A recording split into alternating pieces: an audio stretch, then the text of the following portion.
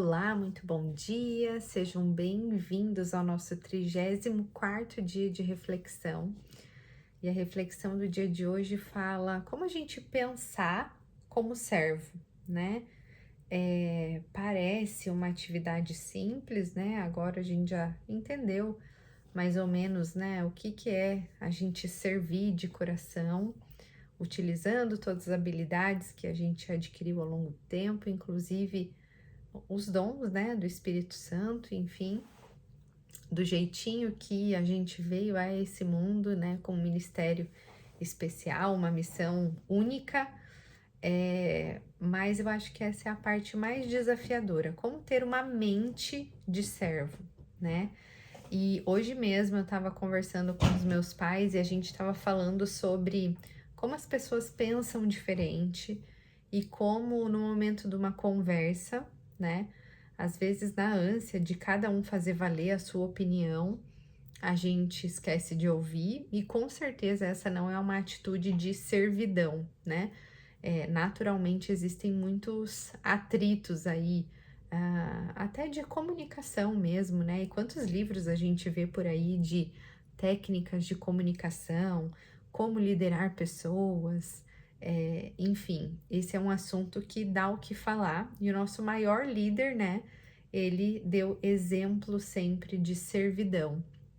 E aí Paulo vem dizer que o único servo de Deus que ele realmente acredita assim que tinha uma postura completa de servo era Timóteo. E aí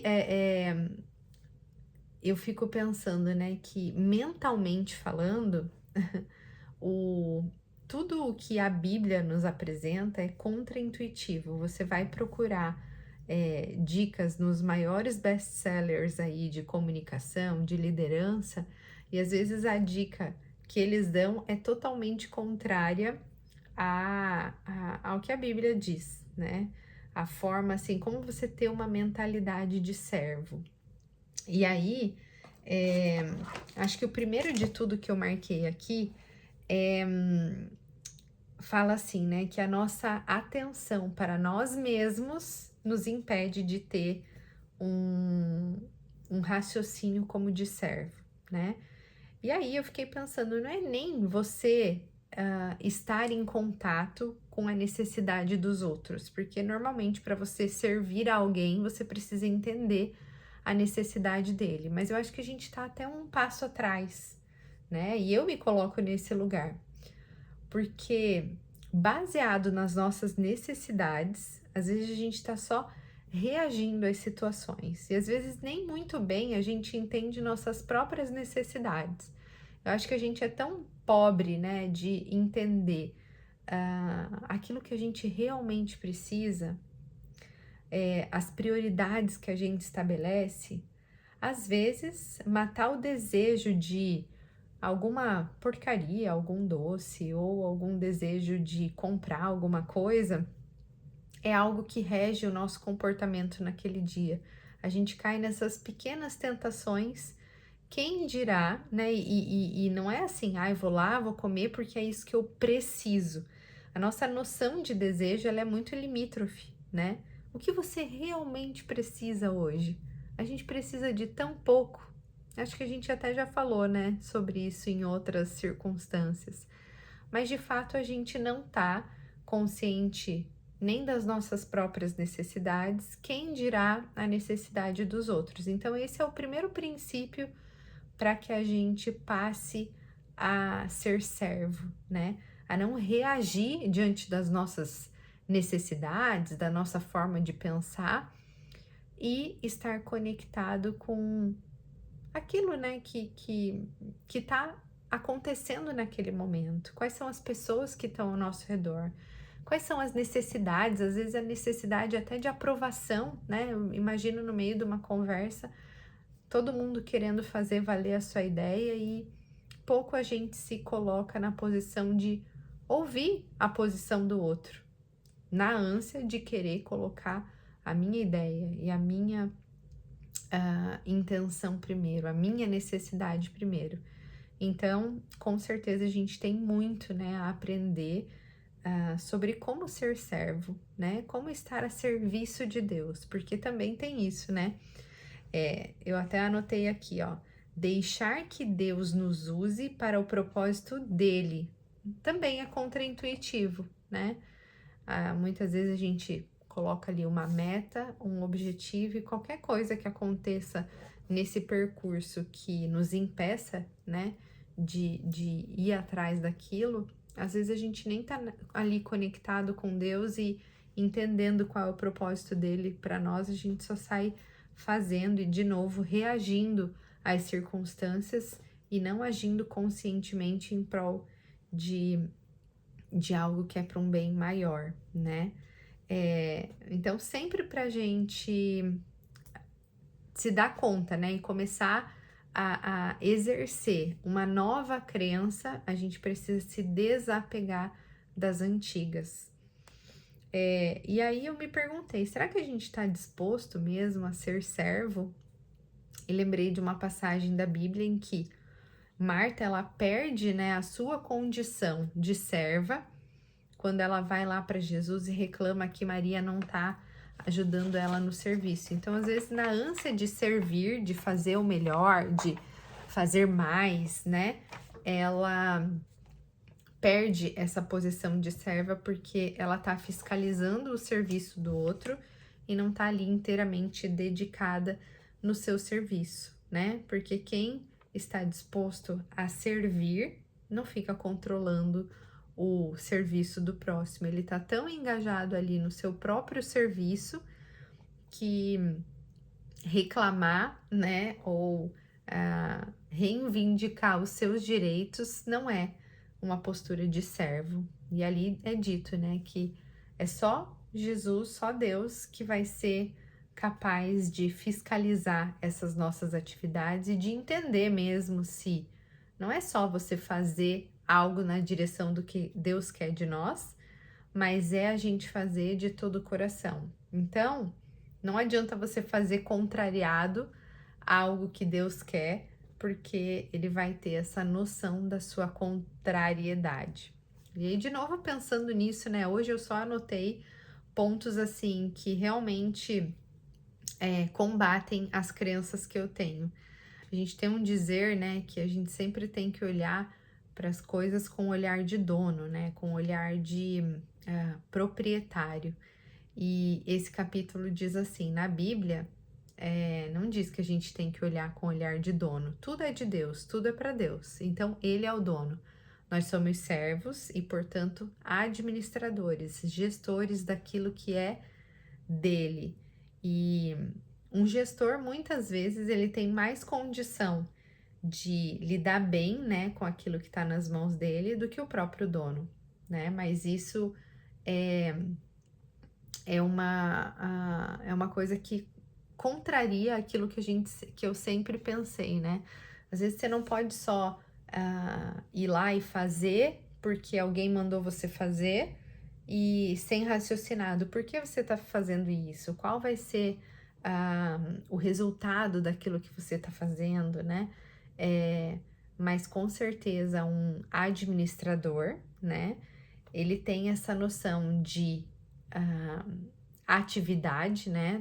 De como deve ser feito e para que deve ser feito, mas ele está preocupado em gerir da melhor forma aquilo que está nas mãos dele. Isso nos coloca a pensar assim que nada é nosso, né? O propósito de você fazer algo enquanto dono, às vezes é de você é mais material, né? É mais no sentido de ter dinheiro, né? De receber algo em troca. E quando a gente tem a noção de que nada do que a gente tem em mãos é nosso, né? Você se desapega desse conceito material. Porque na Bíblia também diz assim, né? Que você não pode ter você não pode ser servo de dois donos. E ele faz alusão ao dinheiro, né? Ou você é servo de Deus ou você é servo do dinheiro. E aí ele não tá falando de dinheiro físico, né? Por exemplo, o que eu quero dizer? Às vezes a pessoa tem pouco dinheiro, mas o dinheiro é soberano para ela, o dinheiro que está mandando na vida dela, ele é escravo daquele dinheiro, né? Então, tanto por fartura quanto por falta de dinheiro, você pode estar sendo escravo do dinheiro e não sendo servo de Deus. E esse também é um baita, né, raciocínio, com certeza são coisas que a gente tem muito a evoluir. E aí eu até anotei aqui, né?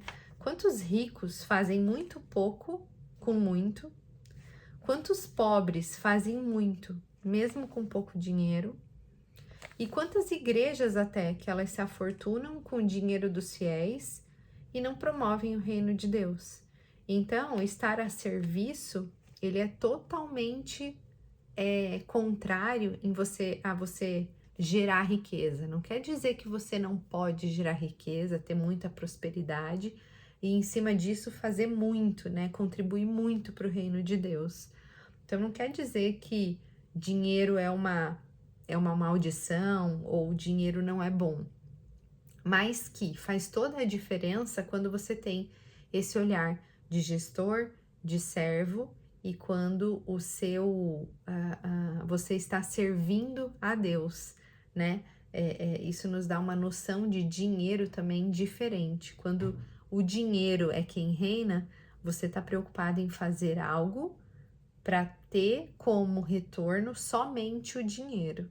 Quando você tem uma visão de servo e de administrador, você faz primeiro pensando que tudo é para Deus, tudo é de Deus e em retribuição você tem acesso à fortuna, né? À prosperidade, que não é uma prosperidade necessariamente material, mas é uma prosperidade relacionada com a eternidade, com os grandes tesouros que Deus quer que a gente desenvolva por aqui, né? E aí eu acho que tudo isso faz com que a gente não só olhe, né, para essas circunstâncias e julgue as pessoas, mas que a gente olhe para nossa atual situação e se questione com relação a isso. Eu tô sendo servo, eu tô sendo administrador, eu tô sendo gestor, eu tô colocando a minha necessidade à frente de todas as coisas ou eu tô colocando os propósitos de Deus? E tudo isso vai nos dar um direcionamento e vai nos dar a opção de escolha, né? De entender o que a gente precisa mudar, o que a gente precisa fazer para estar alinhado com os propósitos de Deus. Então, o autor também fala assim, independe do tipo de serviço. Jesus mesmo, né, uma das atividades que ele fez questão de fazer para honrar as pessoas que estavam ao redor dele foi se ajoelhar no chão e lavar os pés daquelas pessoas, né? Mesmo se elas não merecessem, né?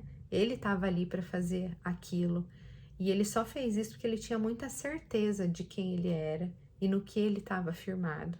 Às vezes a gente não se coloca na posição de fazer algo que não vai ser bem visto pelos outros, porque você não quer se rebaixar, porque aquilo não é um trabalho digno para você, e isso demonstra uma postura não de servo, né?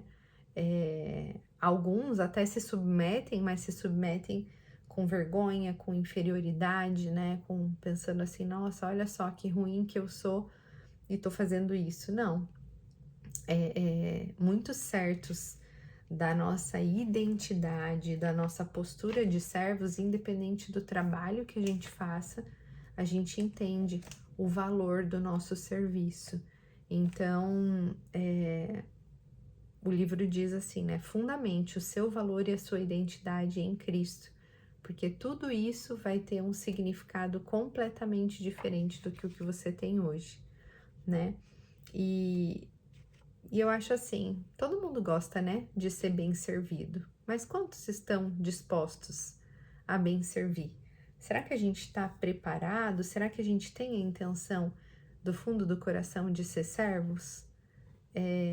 Qual é o caminho que a gente tem para percorrer até chegar lá?